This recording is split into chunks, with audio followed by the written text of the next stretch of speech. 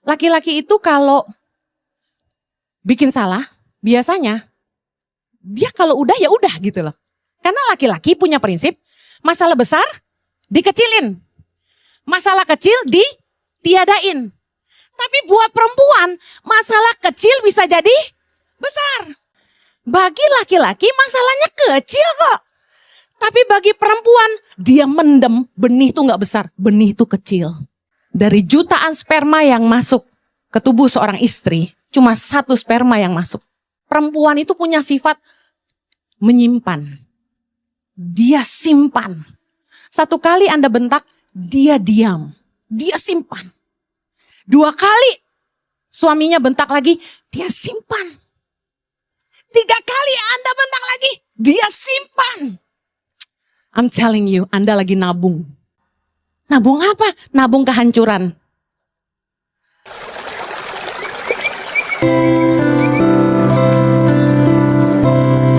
Berdoa agar setiap kami boleh diberkati hari ini dengan kebenaran firman-Mu. Ajari kami Tuhan, dan bukakan mata hati kami supaya kami bisa melihat, telinga kami untuk mendengar, memahami, dan kami bisa menghidupinya dalam hidup kami. Tolong hamba-Mu karena sungguh tanpa Engkau hamba tidak mampu. Menyerahkan setiap menit-menit ke depan ke dalam pimpinan Roh Kudus sepenuhnya. Hanya di dalam nama Yesus yang siap diberkati Tuhan. Sama-sama kita katakan amen. Silakan duduk kembali. Puji nama Tuhan. Shalom. Apa kabar? Katakan Tuhan baik. Amen. Baik, saya akan khotbah sore hari ini tentang kecil tapi penting. Small but significant. Seringkali orang tuh nganggep gampang, ya, terlalu menggampangkan, menyepelekan masalah-masalah kecil, menyepelekan hal-hal kecil. Padahal hal-hal kecil yang kita kerjakan dengan setia, dengan konsisten, dengan yang terbaik, yang akan membangun apa yang besar di masa depan. Amen. Saya melihat bagaimana perjalanan saya bersama suami merintis Yayasan Tangan Pengharapan dari nol. Tahun 2006 akhir. Dapat visi dari Tuhan, lalu mulai setia mengerjakan yang dari kecil. Dari 5 anak putus sekolah yang saya ajar bahasa Inggris cuma-cuma. Dan hari ini lebih dari 10.000 anak Indonesia. Dan ada 8 sekolah berasrama yang akan melahirkan 1.000 pemimpin bagi bangsa. Amen. Tahukah Anda bahwa hal-hal kecil yang kita kerjakan dengan setia, konsisten, taruh hati di situ, kerjakan dengan yang terbaik, Tuhan akan membangun itu menjadi sesuatu yang besar bagi kita di masa yang akan datang. Katakan amin. Nama besar itu dibangun dari karya-karya kecil yang kita kerjakan dengan sungguh-sungguh. Katakan amin. Kepercayaan yang besar itu diawali dengan tanggung jawab kita mengerjakan hal-hal yang kecil. Berapa banyak karya besar rusak bukan karena hal-hal yang besar. Tapi karya besar rusak karena orang gagal menjaga perkara-perkara kecil. Karya besar, nama besar rusak karena orang menyepelekan hal-hal kecil. Saya kasih contoh. Ada hotel bintang 4 yang dibangun oleh anak Tuhan di satu kota, saya tidak sebut ya. Awalnya itu bangunannya megah sekali dan mengagumkan gitu loh. Tapi ketika saya tinggal di situ, apa yang terjadi? Saya nggak pernah mau balik situ lagi. Why? Bangunan yang megah, yang mewah, rusak bukan karena urusan-urusan besar, bukan. Cuma masalah-masalah kecil yang disepelekan. Contohnya, kebersihan kamar mandi. Orang kalau menggampangkan, kerja tuh nggak sungguh-sungguh. Katakan amin. Orang tuh kalau ngentengin kerjaan, nggak akan kerja dengan sungguh-sungguh. Anda mau jadi orang yang excellent? Jangan pernah ngegampangin kerjaan Anda. Do your best every time. Orang yang bersihin kamar mandinya itu mikir, celah-celah itu ada kuning sedikit, ada hitam sedikit, biarin aja. And guess what? Masalah kecil, masalah sepele yang Anda biarkan terjadi akan numpuk. Dan lama-lama hotel bintang 5, Anda tahulah, banyak hotel bintang 4, hotel bintang 5 yang dulunya luar biasa, hari ini jadi biasa. Why? Bukan masalah besar, masalah nggak jaga kebersihan kamar mandi aja. Apalagi uang kembalian kecil yang tidak dikembalikan merusak kepercayaan. Sebenarnya bagi kita duit kecil itu nggak terlalu penting, betul? Buat kita, kalau orang kembaliin pun kita bilang gini, udahlah buat kamu aja. Sebenarnya buat kita itu tidak menyakitkan, ya kan? Tapi sayangnya orang yang kita serahin uang, dia nggak lapor sama kita duitnya dipakai apa, dan dia juga nggak ngembaliin. Kalau Anda pengen dipercaya orang kepercayaan yang besar, Anda pengen dipercaya duit yang besar, harus bisa dipercaya dengan uang kecil. Biarpun cuma kembalian sisa sen, uang koin, balikin semuanya. Jangan pernah nggak jujur dalam perkara kecil. Karena urusan kecil Anda nggak bisa dipercaya, orang nggak akan pernah kasih Anda uang besar. Yang setuju katakan amin. Ada orang yang saya serahin uang, nggak pernah bikin laporan. Ini pribadi ya. Dia nggak pernah catat. Saya bilang nggak usah rumit. Foto aja notanya. Jadi saya tahu duit itu kemana. Jangan tiap kali dikasih uang nggak ada laporannya. Kalau saya tanya udah habis, udah habis. Kok udah habis terus? Catatannya mana? Nggak ada catatan. Ya udah kalau malas nyatat foto notanya. Nggak pernah dilakukan. Akhirnya saya nggak pernah kasih uang lagi ke dia. Seringkali orang itu nggak ngerti kita itu diuji dari hal-hal kecil. Coba orang itu saya percayakan uang kecil dia bisa dipercaya, dia akan jadi orang kepercayaan saya. Setuju? Saya akan berani serahin uang lebih besar sama dia. Nah, masalah kecil apalagi yang suka kita sepelehin? Masalah rumah tangga yang kecil-kecil. Masalah komunikasi yang rusak. Laki-laki itu kalau bikin salah, biasanya dia kalau udah ya udah gitu loh. Karena laki-laki punya prinsip, masalah besar dikecilin. Masalah kecil ditiadain. Tapi buat perempuan, masalah kecil bisa jadi besar. Nah, inilah titik masalah sebenarnya. Bagi laki-laki masalahnya kecil kok. Tapi bagi perempuan, dia mendem, benih itu gak besar, benih itu kecil. Dari jutaan sperma yang masuk ke tubuh seorang istri, cuma 1 sperma yang masuk. Perempuan itu punya sifat menyimpan. Dia simpan. 1 kali Anda bentak, dia diam. Dia simpan. 2 kali suaminya bentak lagi, dia simpan. 3 kali Anda bentak lagi, dia simpan. I'm telling you, Anda lagi nabung. Weh, istri-istri bilang sama suaminya, kamu lagi nabung. Nabung apa? Nabung kehancuran.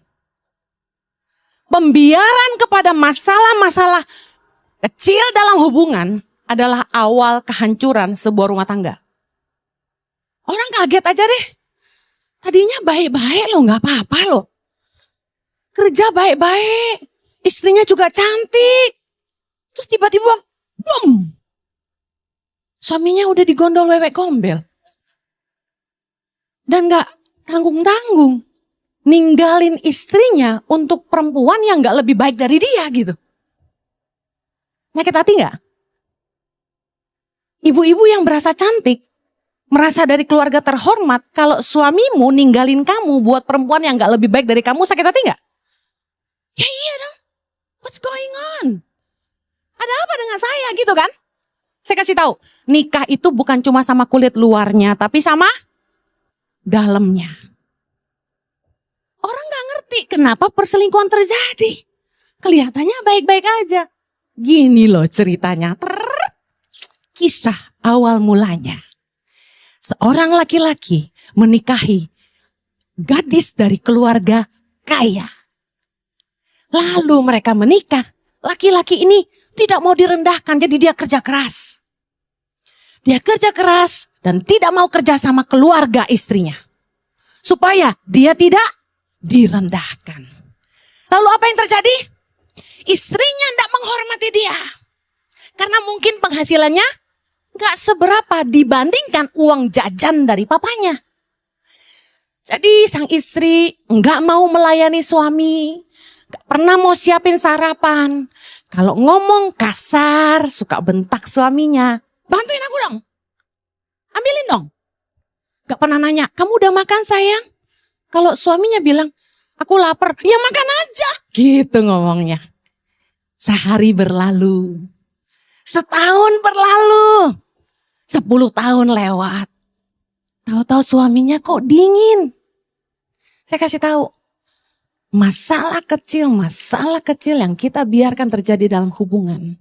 Itu seperti tabungan-tabungan untuk sebuah kehancuran. Seringkali orang menyepelekan masalah kecil. Istrinya sakit hati gak diberesin. Saya kalau ribut sama Pak Jojo, dia bisa tidur, saya enggak. Saya tahu itu terjadi dalam banyak rumah tangga. Kitanya nangis, dianya udah ke langit ke-7. Bersamamu. Kitanya, kok dia gak ngerasa salah sih? Kok dia gak minta maaf sih? Tunggu tanggal mainnya. Orang tuh biasanya baru sadar waktu krisis datang. Tadinya kecil-kecil tuh kesalahannya tuh. Udah, masalah besar dikecilin, masalah kecil ditiadain. Kan gitu ya bapak-bapak. Tapi istrinya simpan terus. Kemudian boom, krisis datang baru tersadar. Kok istrinya kabur? Kita mau lihat bagaimana Yesus mengajarkan hal-hal kecil. Yang pertama, Yesus ngajarin tentang setia dalam perkara-perkara kecil. Baca firman Tuhan, Lukas 16 ayat 10. 3, 2, 1. Barang siapa setia dalam perkara-perkara kecil, ia setia juga dalam perkara-perkara besar. Dan barang siapa tidak benar dalam perkara-perkara kecil, ia tidak benar juga dalam perkara-perkara besar. Kalau kita tuh mau dipercaya perkara-perkara besar, Yesus ngajarin kita harus bisa dipercaya dalam perkara-perkara kecil. Kita harus setia dulu dengan perkara-perkara kecil. Tahukah Anda, kesetiaan Anda dalam perkara-perkara kecil merupakan ukuran. Orang akan nilai hidupmu tentang betapa kamu berintegritas atau tidak, kamu teliti atau enggak, kamu tanggung jawab atau enggak, kamu excellent atau enggak. Orang tuh enggak lihat dari karya besar, orang lihat dari karya kecil. Orang yang punya jabatan tinggi dan dipercaya lebih hari ini berangkat dari orang-orang kecil. Yang setuju katakan amin. Orang-orang kecil yang setia, tanggung jawab, bisa dipercaya, berintegritas dan excellent. Amen. Kita enggak akan pernah pilih karyawan yang kita serahin urusan kecil aja enggak beres. Gimana mau ngurus urusan gede kalau urusan kecil aja dia gak becus. Dipercayain perkara kecil aja gak tanggung jawab, gimana mau tanggung jawab urusan gede. Very simple. Tapi banyak orang yang gagal menghidupi ini. Kita pengen banget dipercaya lebih. Kita pengen dipromosi, kita pengen naik gaji, naik posisi.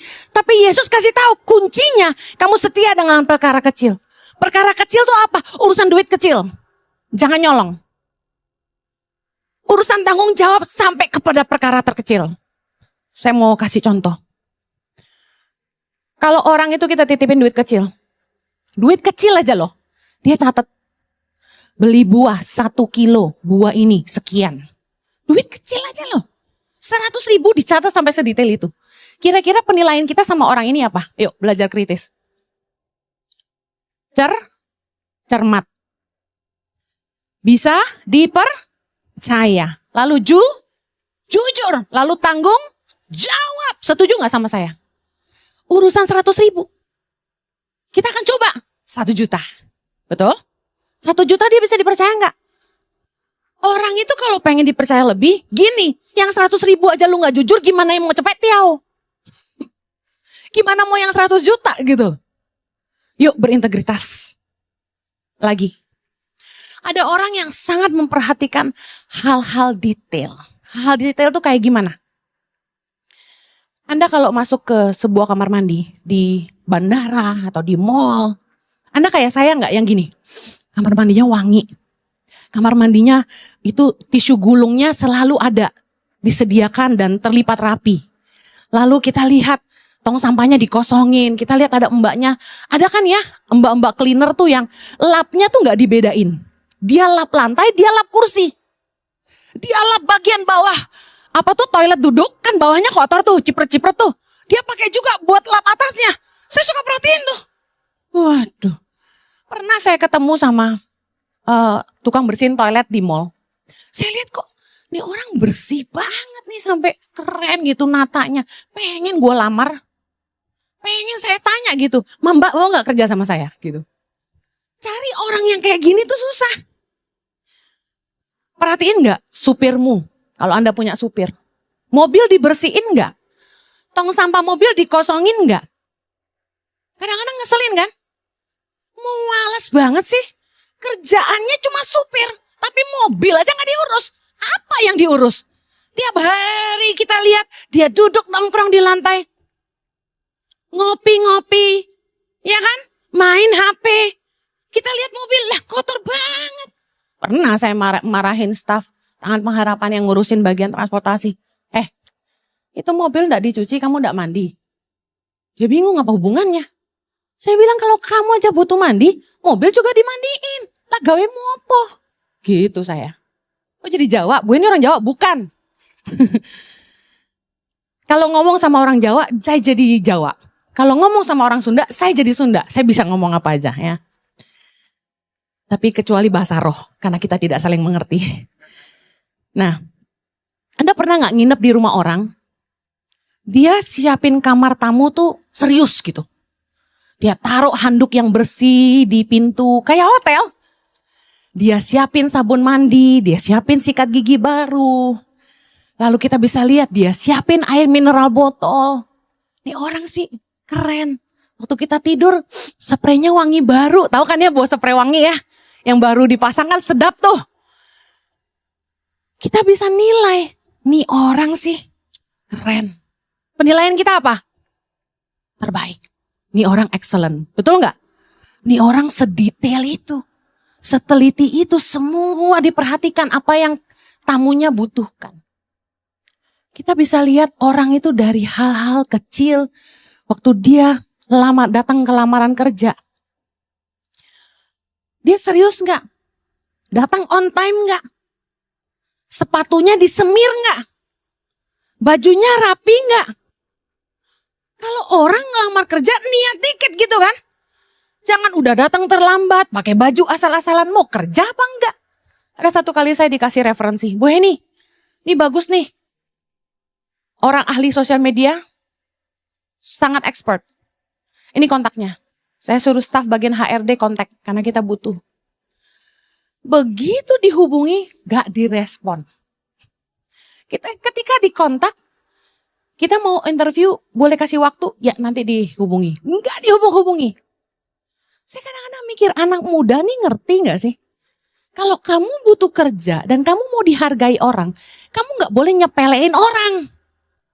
Kita harus belajar menghargai waktu orang. Ada orang ngajak saya sama suami saya ketemu. Saya tuh udah capek banget, hari itu meeting udah 3. Sampai rumah tuh maunya mandi, hapus make up, pakai duster. Tapi karena harus ketemu jam 20.30 malam di kafe A, saya ganti baju, pergi cepat-cepat. Sampai di kafe itu, duduk. Kagak ada orangnya. Jo, gak salah? Enggak, udah janji kok. Oh, oke. Sampai jam 9. Saya bilang udah, tanya deh orangnya di mana. Karena udah setengah jam saya tunggu. Sorry kok, lupa kok. Waduh. Saya kasih tahu, hal sekecil itu Anda nyepelein, Anda gak akan dihargai orang. Banyak kali kita nyepelein hal-hal kecil. Tahukah Anda pengen dihargai orang, Anda pengen dinilai baik, jangan nyepelein hal-hal kecil. Orang yang suka ngegampangin orang lain akan digampangkan orang lain. Mari belajar beresin masalah-masalah kecil. Kidung Agung 2 ayat 15. Baca sama-sama. Tangkaplah bagi kami rubah-rubah itu. Rubah-rubah yang kecil yang merusak kebun-kebun anggur. Kebun anggur kami yang sedang berbunga. Dengar baik. Apa artinya? Masalah kecil yang tidak diselesaikan suatu hari akan menjadi masalah yang besar. Yang setuju katakan amin. Ada pepatah bilang ini, what you tolerate today will dominate you tomorrow. Kalau hari ini Anda nggak menyelesaikan masalah-masalah kecil, di masa yang akan datang, Anda akan sibuk menyelesaikan masalah-masalah besar. Coba Anda mulai nggak jujur dengan keuangan, dengan laporan pajak. Anda nggak jujur dalam mengelola perusahaanmu. Oh, Anda pikir masalah kecil. Semua bisa diselesaikan. Tunggu sampai pejabat pajak itu ganti. You're in trouble. Berapa banyak perusahaan-perusahaan hari ini yang diklaim pajak sampai miliar-miliaran. Beberapa datang ke kami nangis minta didoain. Kami diklaim suruh bayar 30 miliar Bu Heni. Kami diklaim suruh bayar 50 miliar. Saya pusing. Kok gede banget sih pajaknya? Berarti duitnya banyak banget nih orang. Saya kasih tahu. Kalau Anda tidak menyelesaikan masalah-masalah kecil dengan sungguh-sungguh hari ini, Anda akan sibuk menyelesaikan masalah-masalah besar di esok hari. Coba pikirkan. Apa hal-hal dalam hidupmu hari ini yang Anda sepelein? Masalah-masalah kecil. Yakobus 3 ayat 5. Demikian juga lidah. Walaupun suatu anggota kecil dari tubuh, namun dapat memegahkan perkara-perkara yang besar. Lihatlah betapapun kecilnya api, ia dapat membakar hutan yang besar. Seperti api yang kecil sanggup membakar hutan yang besar, saya kasih tahu, lidah yang kecil dapat membuat masalah jadi besar. Yang setuju katakan amin. Apa yang harus kita lakukan sekarang? Kalau ada salah paham, selesaikan. Jangan biarkan masalah kecil jadi batu sandungan di masa depan. Kalau ada orang yang salah persepsi, salah berpikir tentang Anda harus menjelaskan. Kenapa? Karena nama baik itu penting. Kenapa tiap kali saya dengar orang fitnah saya klarifikasi di mimbar. Karena saya nggak akan biarkan orang diracuni dengan asumsi. Kalau orang nggak ngerti kebenaran, mereka akan berasumsi tentang kita. Dan itu merusak nama baik kita. Kalau ada masalah di dalam rumah tangga, salah paham, selesaikan, jangan tidur. Beresin. Kalau ada salah paham di pelayanan, di kerjaan, selesaikan. Saya paling gak suka waktu orang diajak selesain, ngomongnya pelintat-pelintut. Masalah jadi gak selesai, tapi malah jadi tambah ribet gitu. Harusnya kita tuh gak usah memperbesar masalah, tapi kita selesaikan masalah. Jangan biarkan komunikasi yang rusak di rumah tangga dibiarkan. Karena tadi saya sudah bilang, komunikasi yang rusak di rumah tangga itu awal kehancuran. Kenapa istri malas ngomong sama suami? Kenapa suami malas ngomong sama istri? Itu harus diberesin. Saya diberkati dengan khotbah Pastor Christopher Tapiheru beberapa waktu yang lalu. Dia bahas tentang kasih persaudaraan. Keren banget dia ngomong gini, suami istri itu harus jadi sahabat bagi satu sama lain. Nggak peduli berapa panjang, berapa lama kamu nikah atau kamu pacaran. Tapi kalau kamu nggak jadi sahabat buat pasanganmu, kamu nggak akan saling ngerti. Dan akhirnya rumah tangga itu dingin. Saya langsung nyenggol suami saya. Pantesan kita nikah berantem terus, pacaran boleh 9 tahun tapi lu gak jadi sahabat buat gue. Tuh selalu menuduh orang lain ya. Intinya gini, waktu orang pacaran, waktu Anda dating, saya kasih tahu itu saatnya Anda bangun komunikasi dengan baik. Belajar ngerti satu sama lain. Sayangnya anak muda, bukannya mereka belajar terbuka di masa dating, mereka malah sibuk buka-bukaan. Paham ya? Harusnya masa dating itu dipakai buat saling terbuka. Kasih lihat jeleknya kamu tuh kayak gimana. Sorry nih, aku paling gak suka gini gitu kan. Ngomong terus terang. Dia bisa terima gak gitu? Kalau dia gak bisa terima ya antara dia bisa belajar menerima atau tidak bisa menerima, kan selesai. Tapi bukannya saling terbuka, malah sibuk buka-bukaan. Tiap kali pacaran dipakai buat petting-pettingan. Padahal dating is not petting. Ngerti petting? Jangan pura-pura blow on. Petting-petting. Biasanya anak muda eksplorasi tubuh, bukannya eksplorasi hati. Yang kedua, Yesus mengajarkan tentang ini. Perumpamaan menggunakan biji sesawi. Markus 4 ayat 31. Hal kerajaan itu seumpama biji sesawi yang ditaburkan di tanah. Memang biji itu yang paling kecil, katakan paling kecil, daripada segala jenis benih yang ada di bumi. Tetapi apabila ia ditaburkan, ia tumbuh dan menjadi lebih besar daripada segala sayuran yang lain. Dan mengeluarkan cabang-cabang yang besar sehingga burung-burung di udara dapat bersarang dalam naungannya. It does not matter if you start small. Firman Tuhan ini keren banget. Nggak masalah kalau Anda memulainya dari kecil. Jangan pernah menyepelekan, memandang rendah dirimu dengan perkara-perkara kecil yang Tuhan percayakan di hidupmu hari ini. Jangan pernah memandang rendah usaha kecil yang orang tuamu percayakan pada kamu hari ini. Jangan pernah memandang rendah kepercayaan kecil yang Tuhan percayakan dalam hidup kita hari ini. Karena sebenarnya Tuhan itu senang melatih kita dan menguji hati kita justru lewat perkara-perkara kecil. Tahukah Anda bahwa sangat mudah bagi Tuhan untuk mengangkat hidup kita? Katakan amin.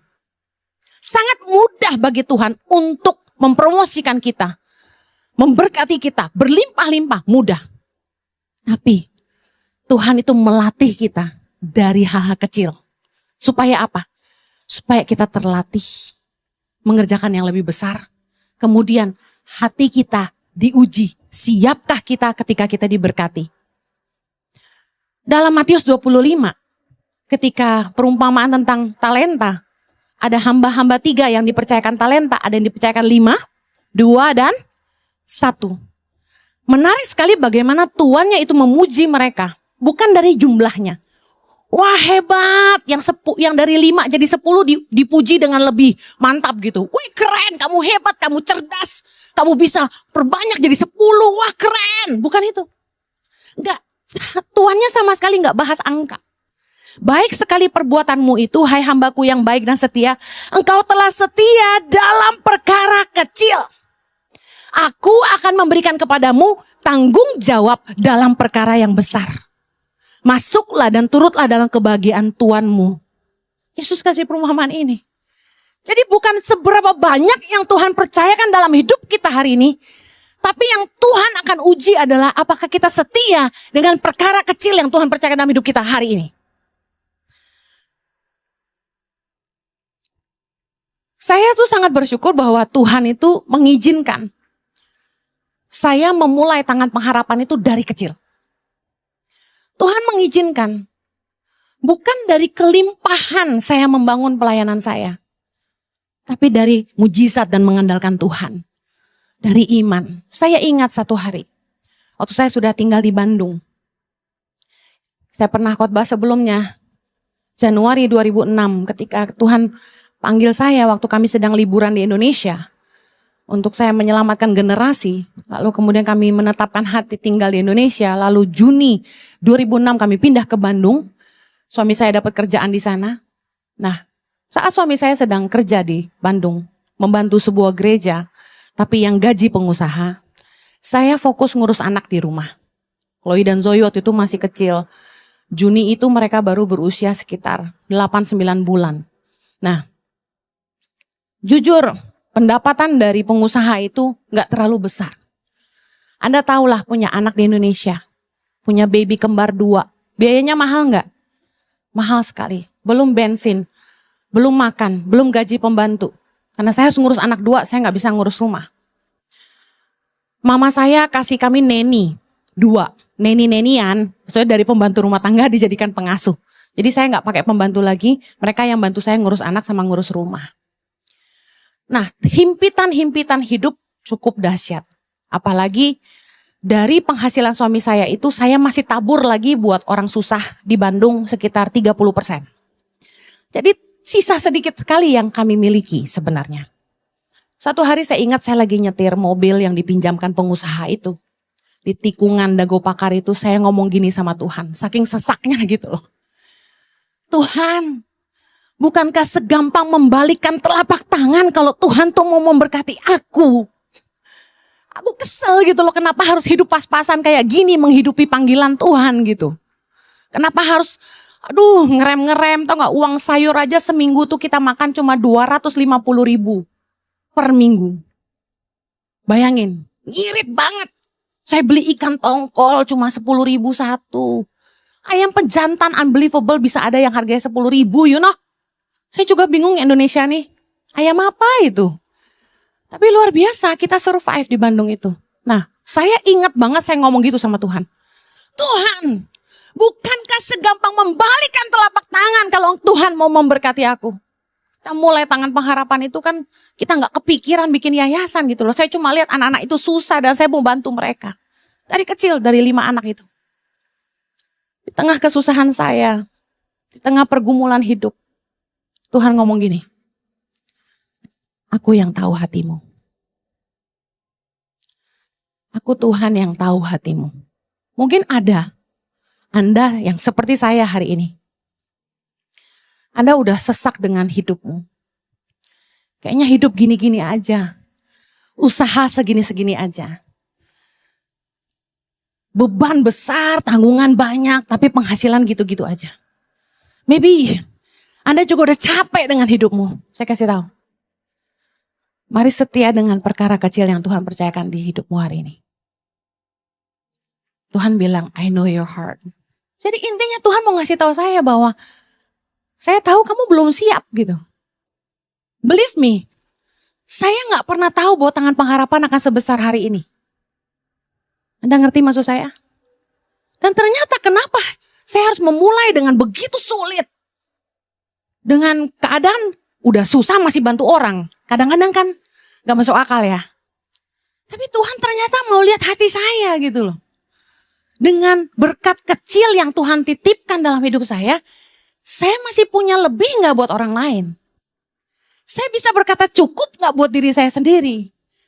Saya bisa dipercaya Tuhan gak? Gak lama setelah Tuhan ngomong gitu. Pengusaha yang support kami di Bandung ini titip uang 10 juta ke saya setiap bulan untuk membantu orang miskin. Apakah menurut Anda itu kebetulan? No. Kapasitas hati saya mulai diperbesar Tuhan. Dari uang sendiri, 30% penghasilan suami, plus 10 juta titipan orang.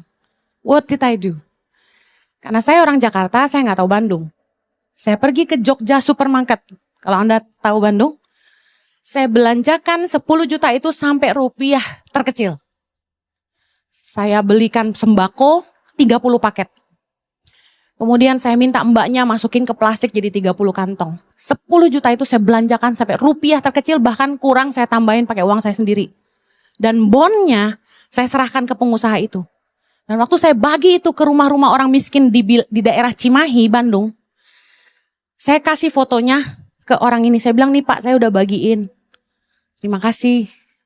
Setiap bulan saya lakukan yang sama. Saya fotoin notanya. Saya bagiin dan saya kasih buktinya. Saya lakukan itu. I didn't know bahwa Tuhan punya rencana besar buat saya. Mulai goncangan datang. Dengar, ini berita bagus. Ketika goncangan datang dalam hidupmu, artinya Tuhan sedang mempersiapkan kamu untuk keluar dari sangkar. Bahwa Tuhan mau bikin kamu terbang. Tuhan mau lakukan perkara yang jauh lebih besar dalam hidupmu. Katakan amin. Waktu kamu digoncang, selalu tiap kali ada masalah datang, perkatakan dengan iman, Tuhan lagi mau bikin aku besar. Tuhan lagi mau promosi aku. Berkat yang baru akan datang dalam hidupku. Saya tiap kali digosipin orang, dijahatin orang, saya selalu perkatakan ini. Sebentar lagi ada berkat datang. Amen. Gak lama, suami saya dibilang gini, kamu harus kembali ke Australia. Kamu harus bikin gereja di sana. Ditawarin gaji, rumah, mobil dan sebagainya. Tiba-tiba roh Tuhan berkata, takut akan manusia mendatangkan jerat.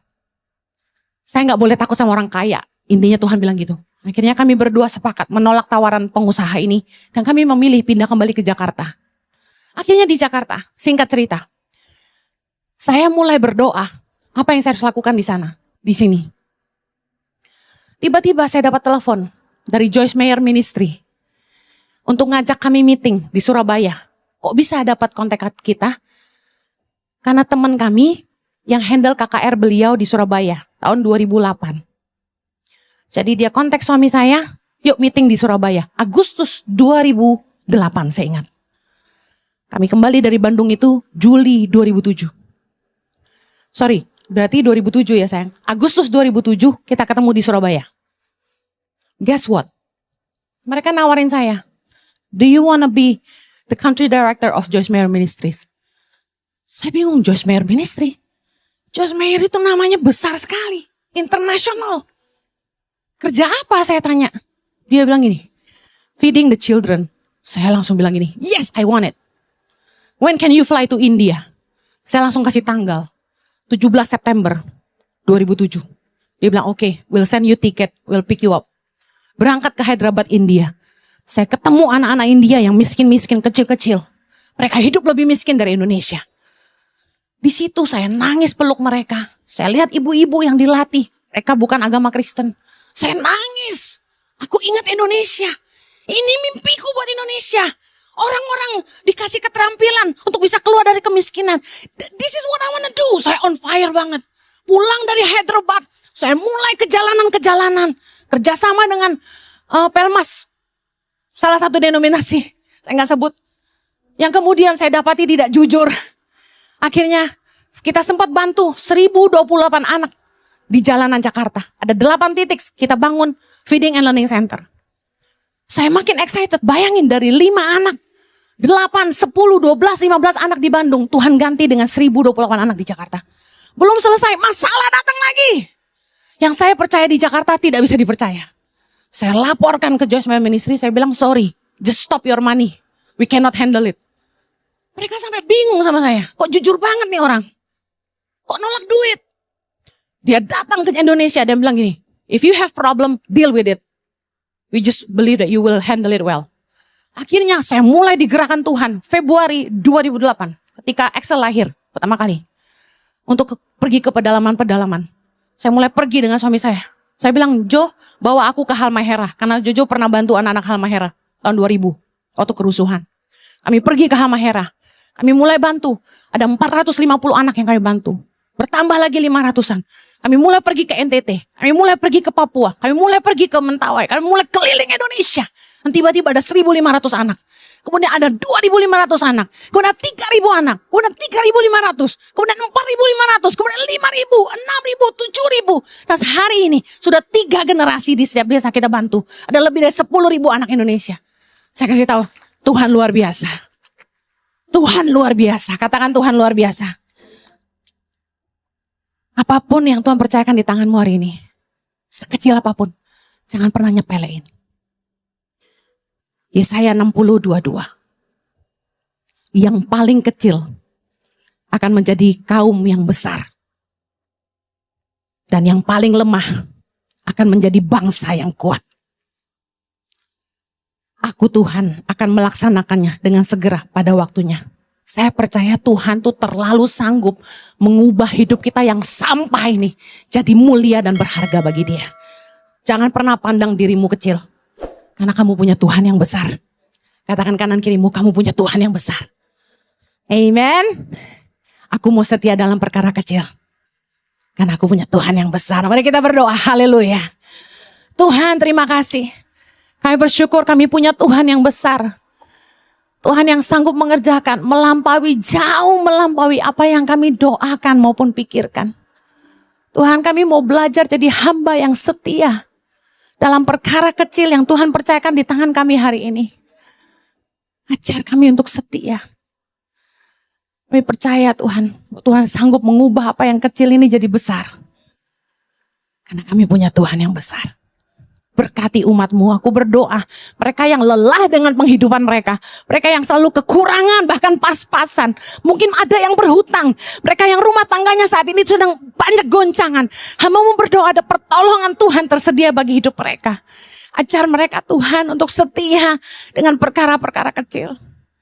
Terima kasih Tuhan, the God of breakthrough. Yang akan melakukan yang mujizat, yang besar dalam hidup setiap kami. Di dalam nama Yesus. Pakai kami yang kecil ini Tuhan. Untuk memuliakan nama-Mu yang besar. Di dalam nama Yesus. Yang diberkati Tuhan sama-sama kita katakan. Amen.